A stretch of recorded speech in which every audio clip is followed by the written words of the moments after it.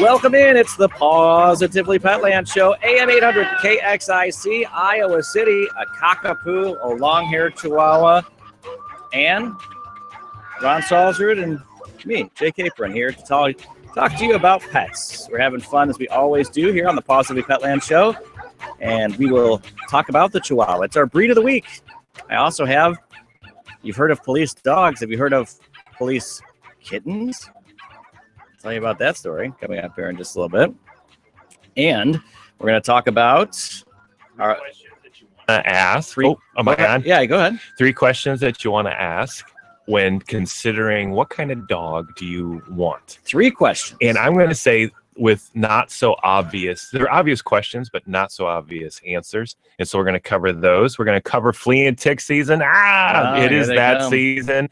And this is when you do an ounce of prevention. Real loosely, $1 of prevention saves $100 in the future. And do you know that you timed this out very well? I'm not sure if you're aware of it or not, but the Gazette did a front page article that called Tick Time just this past week. So there it is. People have seen it, and they're following now my they're lead. thinking about it. But you know what? Honestly, to regionalize things here, Johnson County in that particular piece, and you could still read it online if you'd like to, has a very, very high rate of Lyme disease of the ticks too, which I don't know if that could affect dogs or not. I guess I'd have to look that up. Yes. But I know for humans, Lyme disease can be a big deal. And certain something to keep in mind here with the flea and tick season coming is that Johnson County, for whatever reason it is, you look at the map and you look at the amount of percentages, and Johnson County has a way more instances of Lyme disease here in the local area. So it's something just to be aware of. Jack had a tick a couple of years ago. I remember Devin couldn't watch as I pulled it out of his head.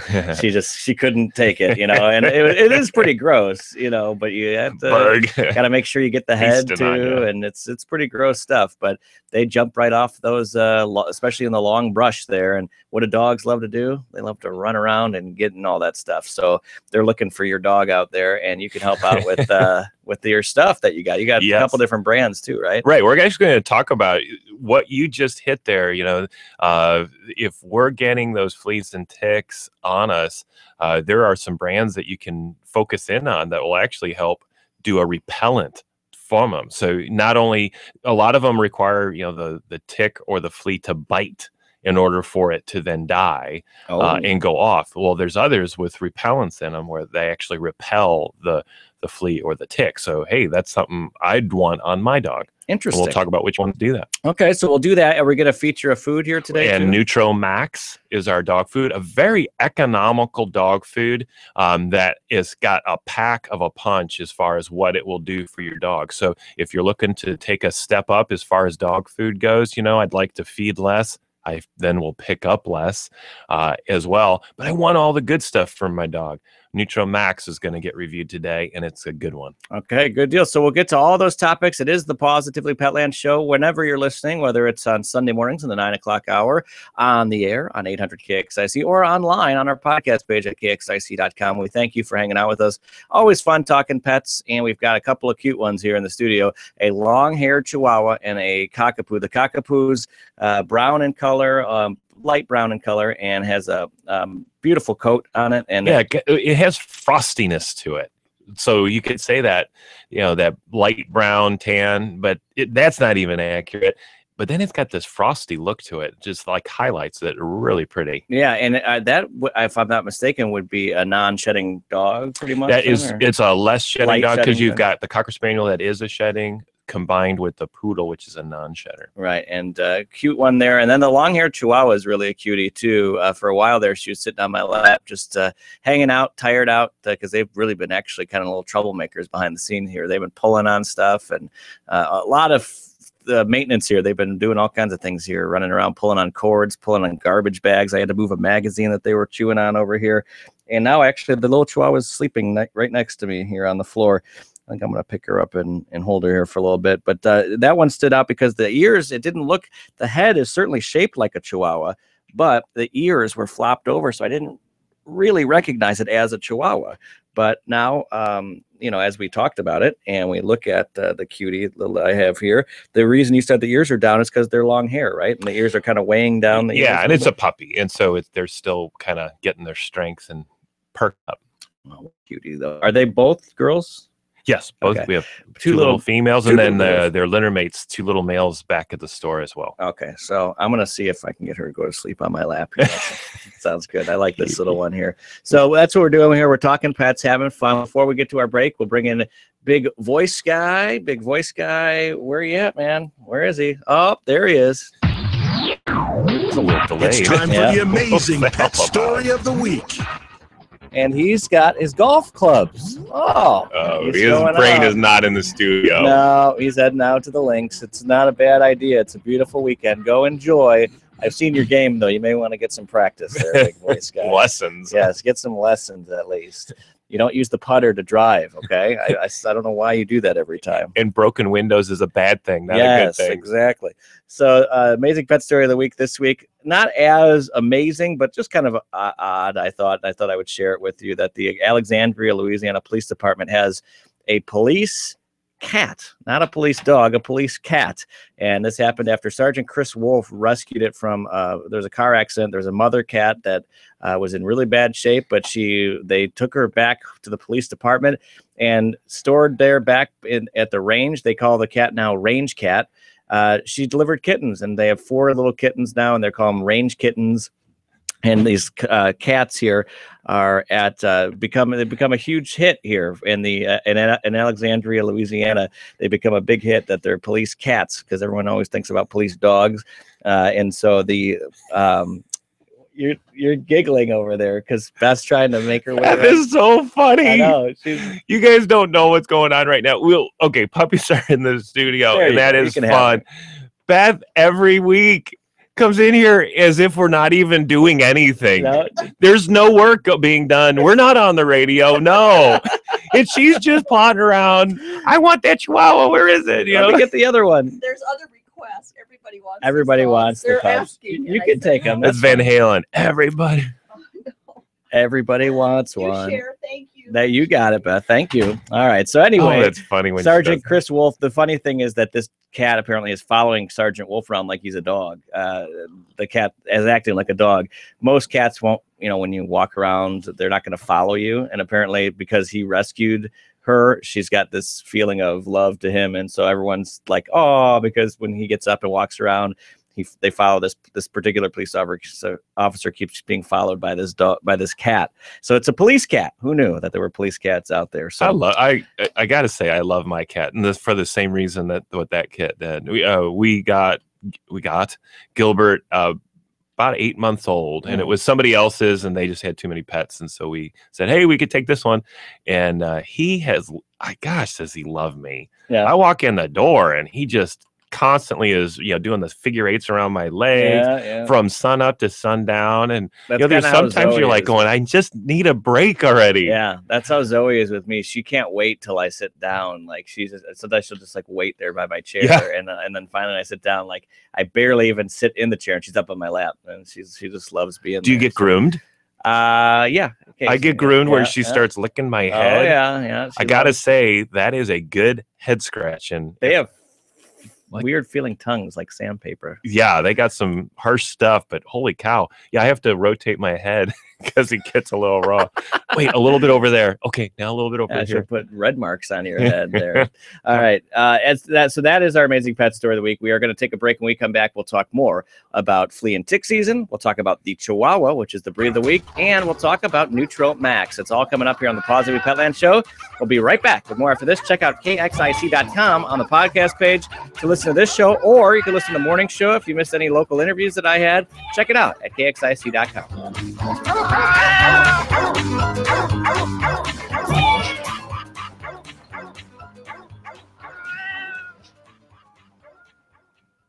All right, in 3. Oh wait, maybe we'll do our promo code. You okay? Yeah, that's just still the residual dry coffee thing. All right, let's do our promo. 16th. In 3, 2, 1. 800 KXIC Morning Host Jay Capron here with Ron Salzer from Petland of Iowa City. What are we going to talk about this week, Ron? We're going to talk about the Chihuahua. We're going to talk about also 3 questions that are obvious with not so obvious answers when considering what breed is right for you. Flea and tick is in. We're doing it right now. You got to get your dog and cat under control. And then we're going to review Nutro MAX dog and cat food. A nice, lower cost, but really good dog food. And $1 worth of prevention can save you $100. We'll talk about that and more. It's the Positively Petland Show, Sunday mornings at 9 on KXIC and at KXIC.com.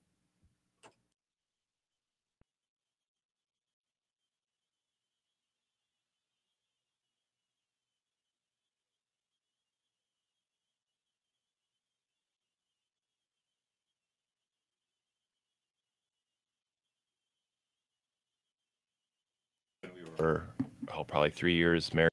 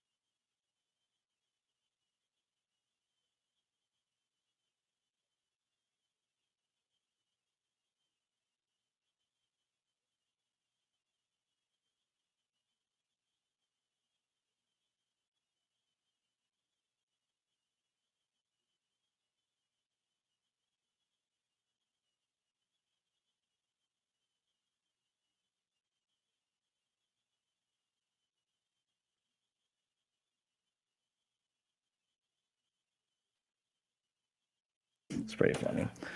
Those are all fun. Yeah. All right, here we go. In 3, 2, 1.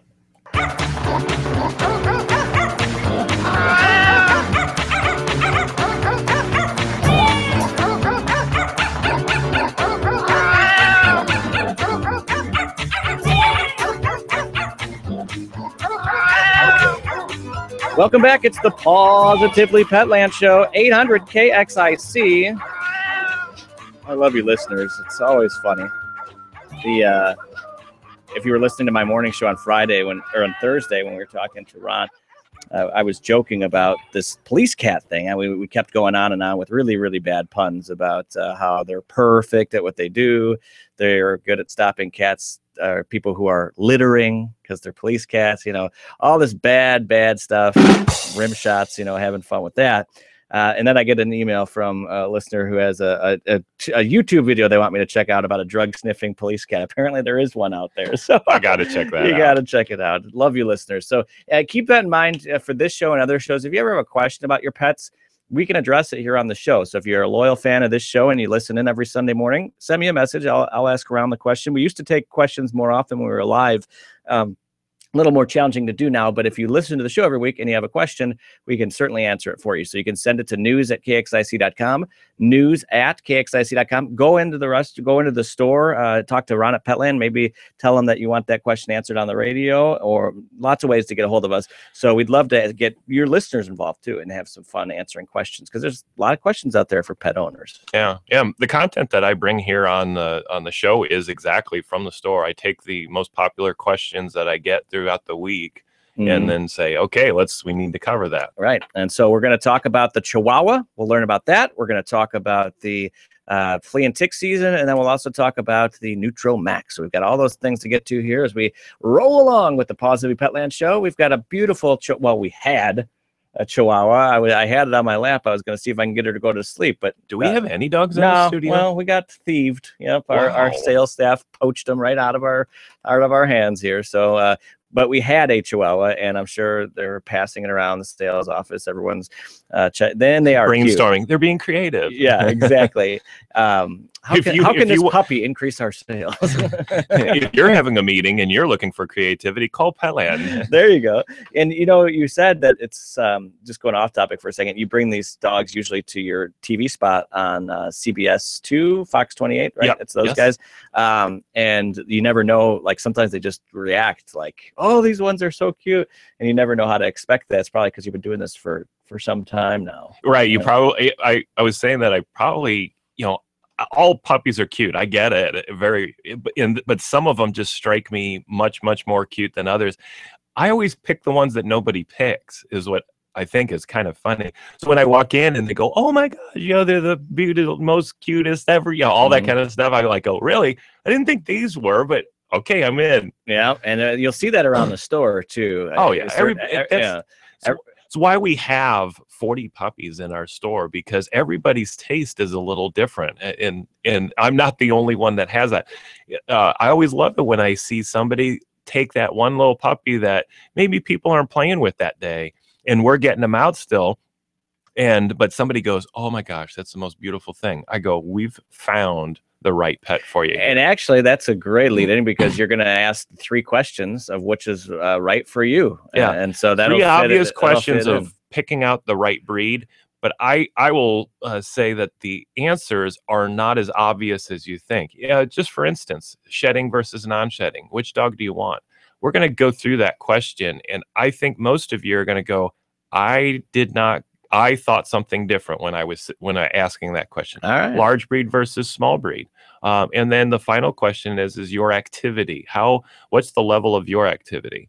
And making sure that you're picking that right pet for you, so that you don't get overwhelmed with going, "Oh my gosh, I didn't know this." All right, good deal. I look forward to hearing those questions. But first, let's talk about the Chihuahua, and then we'll get into that topic and flea and tick. So tell us a little bit about the Chihuahua. All right, you got to be real accurate on this. Mexico, Chihuahua, Mexico. There we go. You knew I was going there. Yeah. All right, but going back even further, I'm going to read a little paragraph of the history of the Chihuahua.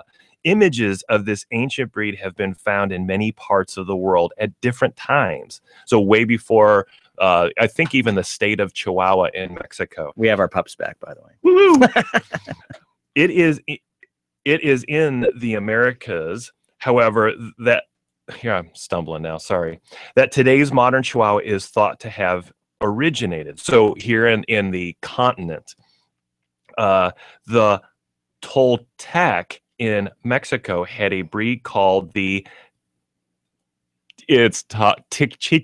Whoa. All right. It actually looks kind of like Chihuahua a little bit, with some T's in there and E's in there. I'm not an English major. T's in there and E's in there. Carvings of the Tikchichi from the period closely resemble today's Chihuahua. When the Aztecs conquered the Toltec in the 12th century, we'll be done here in a second, they brought with them a small hairless breed. Some scholars theorize that the modern Chihuahua is a product of the crossbreeding of these 2 early breeds. There's some history major out there that's just shaking his head with the pronunciation. I'll admit I'm an engineer, and that's not my forte. It's all right. We got the general vibe though, but it does bring up something that I've always found interesting about when we talk about the dogs and where they come from, is how our human behavior and changes over our history has had this parallel impact with dogs. You know, is that like certain groups conquer another group and then take over the land, and then we always hear about and they take the women and all that kind of stuff. Well, they take the dogs too. Yeah, right. That's interesting. The Aztecs, they have thought the Chihuahua played a role in their religious practices. Really? I hope that was in a positive way. Yeah, not a sacrifice or something like that. I like the book because it always shies away from sacrifice or whatever. Yeah. But I hope that was a good thing. It might not be. It might just be the way they honored them or had On the like throne, the photos king's of throne. them or like drawings or paintings of them or something. That's what I like to think instead of I like to think. So that is there. Now, Chihuahua's lifespan. This is something that you need to consider when getting a smaller breed in general. Chihuahua's lifespan can be up to 20 years now. Really? And so I'm guarantee you there's some that are over 20 years. Yeah, as I knew well. smaller dogs live longer. I just didn't know that Chihuahua would live that long. We were just having that conversation because we're starting to get to that point where we're thinking about a dog, and we were talking about how old Jack would be. Fingers crossed, things happen. You never know. But if an average lifespan of how old he would be by the time, because the reason we brought up is I just told you, and it's a good time to bring it up too, since we're talking pets, is that my family just recently lost a Ginger. We had Ginger in our life for a very long time. She was part Cocker Spaniel, part, I don't remember what the other breed was, but loving dog. And I knew that dog since she was a pup, because when I first met Devin, they brought this puppy into their family. It's now been a long time, 16, 17 years, and it died recently. And it really struck the family, hurt the family a lot, as it does. But a reminder that when you're thinking about your life and future, like you've talked about this, especially with parrots and other animals, is that you got to think about those types of things. Oh, yeah. Who's going to take it? You get that dog for Johnny when he's 11. Well, Johnny, in about 7 years, Johnny's going to be in the age of high school and college, and he might move on. And who takes it? And a lot of dorms aren't going to allow to have a dog there. I don't know of a dorm. Yeah, so that's where those types of questions have got to come in. And with Jack being 7, we were talking about that. Is that if we got a dog now, it'd be interesting. And what happened with me as a child is as I was growing, I was probably about his age when the dog that we had because I was the youngest, he was an old dog when I was a little boy, and I remember death. That was one of my first experiences with first death. Lessons. Little Buster, good old Buster, lab mix that we had, a black lab mix, passed away. But it was another good life lesson, and one of the things that we've talked about in the past too is that you can take things that happened with pets and teach responsibility, teach other life lessons to your kids. So anyway, going back to what you said, 20 years for a Chihuahua is a long time. Something to keep in mind when you get that dog. Right. And another little physical trait to know about Chihuahuas. Some other breeds have the same thing is how a baby has an open fontanel? Do you know what soft spot? Soft spot. Okay. Yeah. Kind of dumb things down for me. I'm a radio guy. I saw there was a lot of people out there that had the same question. So the soft spot on the head, Chihuahuas actually have what that is there are 4 sections of our skull, and we have obviously the soft spot as well.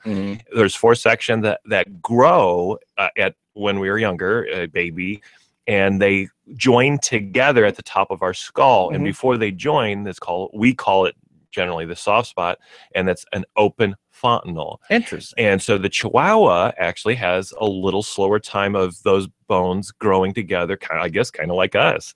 And so quite frequently, even at the age of 8 weeks, when most dogs have already closed that fontanel, the Chihuahua actually oftentimes has a little bit of an opening, about the size of an eraser head. That's a okay size. That's, I guess, probably important to know, especially if you get a Chihuahua that's very young. You have to be very careful. And if at 8 weeks it's the size of a eraser head, it's generally considered then it's closing, and it will close all the way. Right. Anything more than that would be concerning. Veterinarians would have a good say on, is this a okay thing or not? But that's just something interesting about Chihuahuas.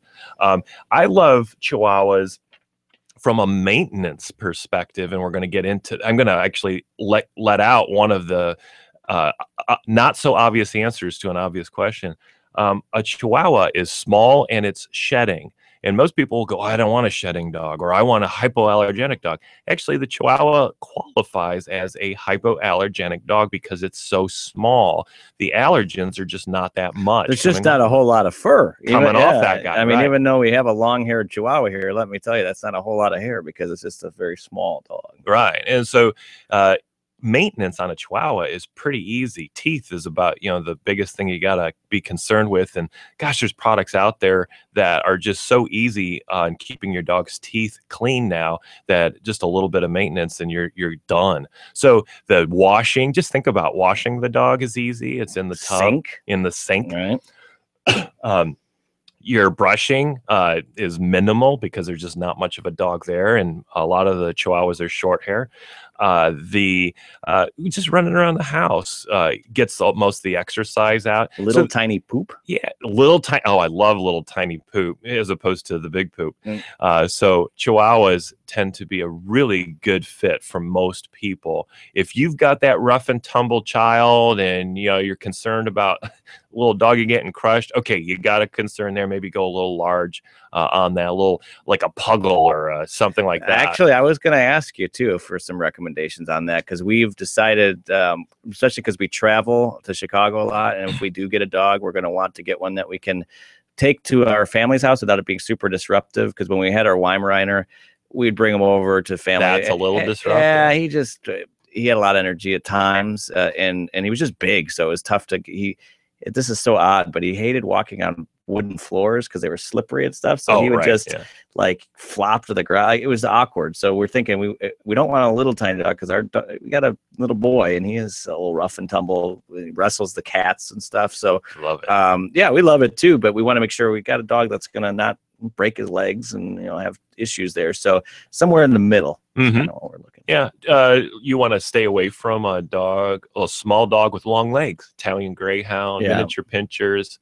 They'll tend to have broken legs if that occurs in not intentional. Right.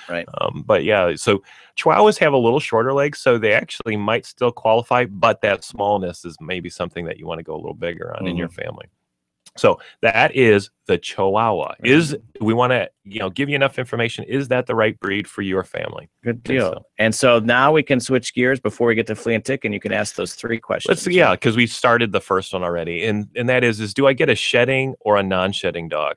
And a lot of people will think that the non-shedding dog is, it's just so much lower maintenance. It's less because I don't have to deal with that shedding and all that kind of stuff. Well, actually, it's a higher maintenance dog.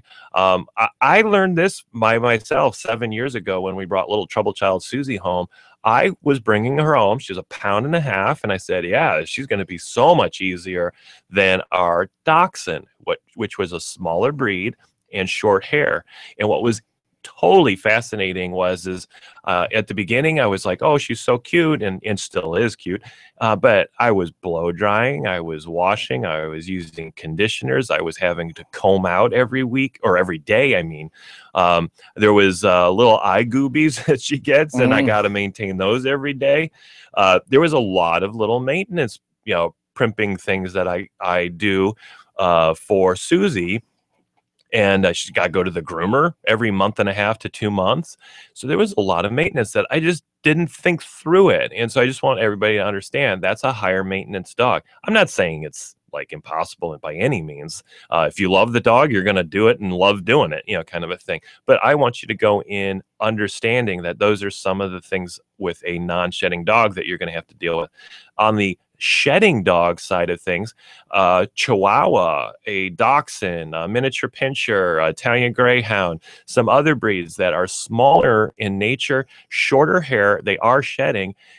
What we found with our Dachshund is wow, is she low maintenance after we understood what a non-shedding breed does. Callie is 13 pounds, so maybe she's a little big on the small side of things. We don't even notice the shedding in our house from Callie. So that is a really nice aspect. So we're not brushing her hardly ever. She's still small enough where she's, we put her in the sink and wash her that way. And so that's easy. No blow drying, you towel dry, let her go, and she's wiggling herself around the house kind of a thing. No eye goobies, no nothing. I mean, after we had Susie, the non-shedding dog, she was a Maltese. It is a Maltese poodle, by the way. once we had Susie for, a couple of months, 3 months, we went and looked at Callie and went, we had no idea how easy you were, Callie, our shedding dog. So shedding versus non-shedding, it's not a so obvious answer of which one is less maintenance. We do find shedding dogs that are really small tend to be really low maintenance dogs if that's something that's important to you. The second question that we want to ask is large breed versus small breed. You actually got into all this stuff in your conversation about your Weimaraner. I love large breed dogs when somebody else owns them. Remember, they are bigger dogs. So the wiggles and the waggles, the running, the jumping up, all of that is more. It's bigger because the dog's bigger. And I know that's an obvious thing, but think through that. I don't have to worry about counter surfing with our little dogs. They don't get up on the counters. They don't eat, the turkey right off the counter or anything like that because they can't get up there. Those bigger dogs realize they're going to be able to get up there, pull things off and get things down. So they're more bigger poop. I tell you, the first, what was my, some of my first impressions when we bought Petland, and I was, you're getting used to things around the store. I was fascinated by fish, and so I spent a lot of time right away. You're a kid in the candy store when you do something like buying a pet store. And so I was in the fish department having fun. So I'm doing something else. I'm walking through the kennel, and I go, whoa, what is that smell?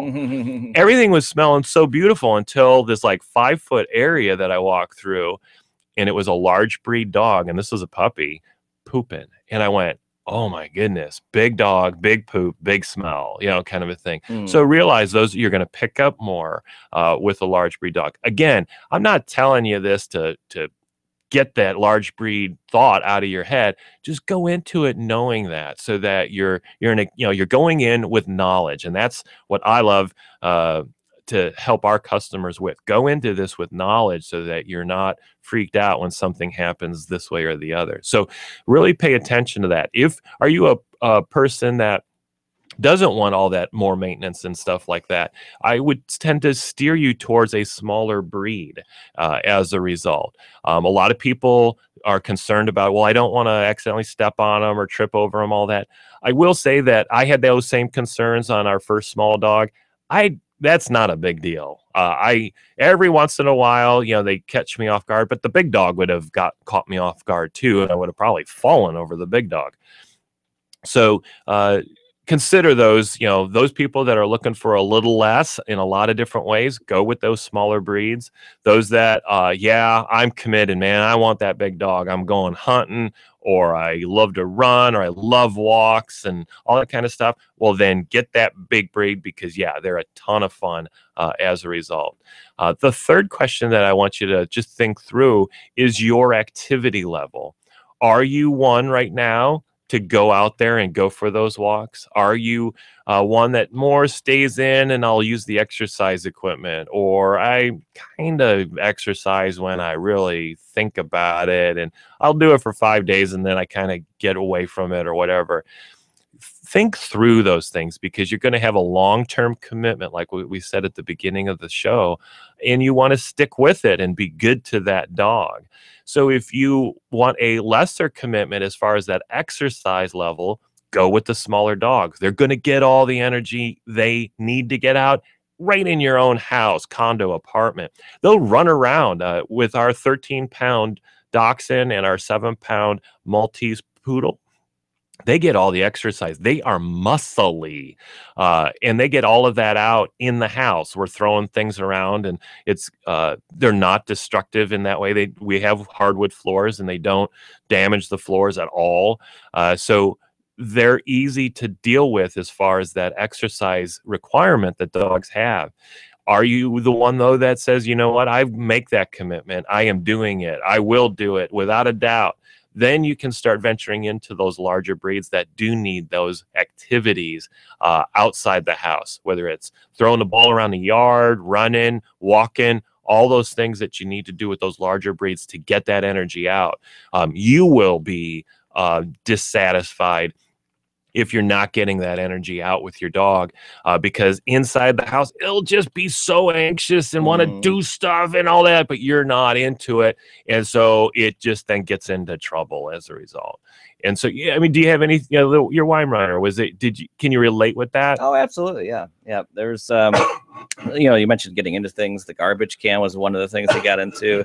He was able to just flip the lid open and put his face in the garbage, and as much as we tried to stop that, if he smelled something good one day, that we'd put some chicken in there or something, that's he was all over that. And also would kind of scare people away sometimes too, but also something to keep in mind. Maybe you live alone, and maybe you do want a little protection, so that's something to keep in mind too. Just the bark itself would scare people away sometimes, because he had a real deep bark. He was a big time wimp, but people outside didn't know that. And so, that's another thing. Maybe on the positive end, could be someone that you want a bigger dog to have that little extra safety precaution. So I like it the way you put it. It's all the bark without the bite. And I think if you're looking for the safety, that's really the way you want to go, is the bark without the bite. Don't train your dog. Don't encourage your dog to do that. Realize at the animal shelter, what they have most of and have a hard time finding another home for are those bigger dogs that somebody trained to be violent, or didn't work with the dog and it became aggressive. That's the area that we still need to work on as a society, is stop letting that happen. There are so many pit bulls right now there, and that's just a shame. It's a dog. We love dogs, and nobody wants to see that happen to a breed that you can socialize. I'm with you people out there that have the pit bulls, and my dog is really wonderful and all that. It's because you socialized them really well. Right. So, and it is true. Like, police will tell you that most criminals are looking for the point of least resistance. So if you pull on a door handle, you hear a big dog bark, you're going to go out. That's enough to get you off the track. Or same thing with like door handles. When people get their cars broken into, they'll just walk around pulling on handles. You leave your car unlocked, that's your target. Looking for the easy stuff. So if you have just the dog with the deep bark, that's enough sometimes. I'll go to the next house. Susie practices on her deep bark. Riff, riff. Trying to be as intimidating as possible. All right, we are getting a little bit short on time, but we have enough time to talk about flea and tick, and then we'll do a little quick Nutro MAX. All right, so on the flea and tick, what I wanted to point out, especially because here we just found out that the Lyme's disease is at its highest here in Johnson County. There are different products out there. First off, Frontline Plus.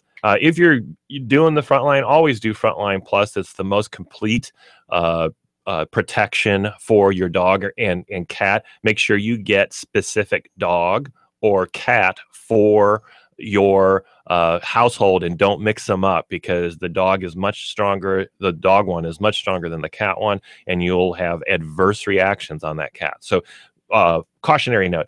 Also know that Frontline has gone off patent, and so you will now see good quality products that will say on their packaging, just like Frontline and all that kind of stuff.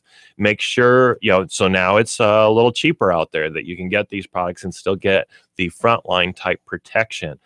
We have them in our store now, and they, came down from a kind of like a $15 a dose level for Frontline Plus. So now we're down to about $10, $11 a dose. So that's a really good deal because of that. In our store, we have Zogard Plus, which is that same thing as the Frontline Plus, but it's because it went off patent, they can now make it under different names and stuff like that. So pay attention to that. I will also, though, say, what do I do with my dogs as far as flea and tick prevention? I use Canine Advantix. That product is a little different than Frontline. In our store, there's nothing scientific about it, but just what people talk about, who has the problems, who don't have the problems with the fleas and the ticks. Definitely those that do any prevention have far less issues than those that just kind of risk it. Those that are using Canine Advantix, is the one that they tend to have less issues. One of the reasons why is because the way Canine Advantix works is so there's multi-components to it, but it has a repellent in it. So this is literally repelling ticks, fleas, and mosquitoes from your dog. That's why I like Canine Advantix the most. So that's what I use on my dogs. So most of the other ones, the front lines, require a bite to occur in order for that flea or tick to die or get away. Where at Canine Advantix, just getting on the dog, it doesn't like it. And there's really good video on the web on demonstrating that. When they get on it, they're like it's on fire and they got to get off, kind of a thing. So I love Canine Advantix. If I had a problem, or if one of our customers has a problem, they're already using Frontline or Canine Advantix, I switch them, or I don't switch them, I add on to it a Biogrim Repel 35. So if you are, hey, I'm doing everything, but we still had a problem, come into our store and we'll get you on to Repel 35. It's a way of dosing your dog up in a level so that you can get ahead of the situation. And then also a great product for those that have already a flea type issue in their house, and it's whether it's on the cat or the dog. We have a product called Cap Guard. You feed this little pill to your dog or cat, every walking flea on that cat or dog within the next 30 minutes will fall off dead. Yeah, or it will die, and you'll see them fall off. I'll literally say, hey, get them outside while you're doing this, because they're going to all fall off, and it's kind of, little bits are coming off and everything.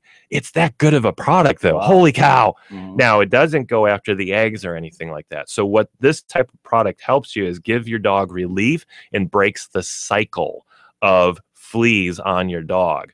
So if you're into that situation where you're having the problem, always have a Frontline or Advantix applied to your dog, but then follow up with Cap Guard or what we talked about, Repel 35, as far as things to help you get through the situation as fast as possible. Some other nice to mention, realize there is now an 8-month collar that you can put on your dog that actually works. This is a new technology, not something that's been around for a while, called Seresto. It works really good, and when you buy it, you're done for 8 months. The drawback is you got that little collar thing around their neck. If you're not into that kind of stuff, then go back to what we talked about earlier, the topical products. There's herbal remedies that we have in the store that you can actually apply to the dog. There's some adjustables that are safe for your dog. If you use it year-round, they do a great job of repelling fleas and ticks. So we have the natural way and the chemistry way as well. And then finally, the shampoos for the fleas and ticks, and then the dips are also great ways to get ahead of the cycle if you're struggling with that. Just realize that those products, those shampoos and the dips, will literally strip away your Frontline or Advantix, because they do have some residual aspects within these shampoos and dips, but the same product that solubilizes the chemistry in these things will also solubilize the other chemistries right off your dog. So a thing to think of. If you guys have questions, I always find everybody's flea and tick question or situation is a little different, and there's so many great products out there that will customize something for you. I always say be patient but go hard, and if $1 spent today will save $100 when you get into trouble. So this is one of those things. Just do it. You will thank yourself every day that you don't have to deal with that in your house. So that's flea and tick. Real quickly on Max, we'll do it in Max in a minute. Yeah, there you go.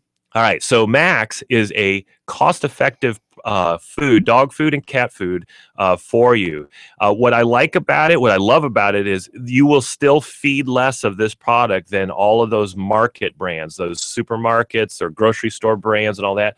Switch to Nutro MAX, and you'll actually feed half as much as all those others.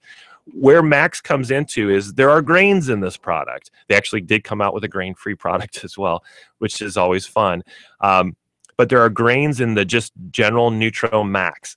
There is no study out there that says that your dog cannot and was not in the ancient days eating grains. Dogs do eat grains. That is false when people say that all dogs didn't eat grains. They did. They're opportunistic eaters. They'll eat anything to survive. That's why they survive so well. That's why they go through our garbage cans so well. And so Max says, look, they are designed to eat these things. We do have them in there. They are lower cost, and that's why the bag is lower cost. And we're also putting the part of the grain that actually is nutritious. So when you go buy the cheaper brands, they're putting the part that isn't nutritious, like the hull of the corn is not nutritious. Your dog can't digest that, but yet they throw a bunch of it in there because it's cheap and they can call it corn. In Max, they put the components that are digestible. And so you will feed less of Max as a result. All right, very good. That's the Positively Petland show. We are just out of time. Ron, well, we packed a lot in that show, didn't we? Thanks for coming by. Check out Petland of Iowa City. They're located on Lower Muscatine, across from the Lucky's Market there in the Iowa City Marketplace, formerly the Sycamore Mall, opening up at noon today if you're listening on Sunday. For Ron Salzard, I'm Jay Capron. This has been the Positively Petland show. Bye. Bye, pups.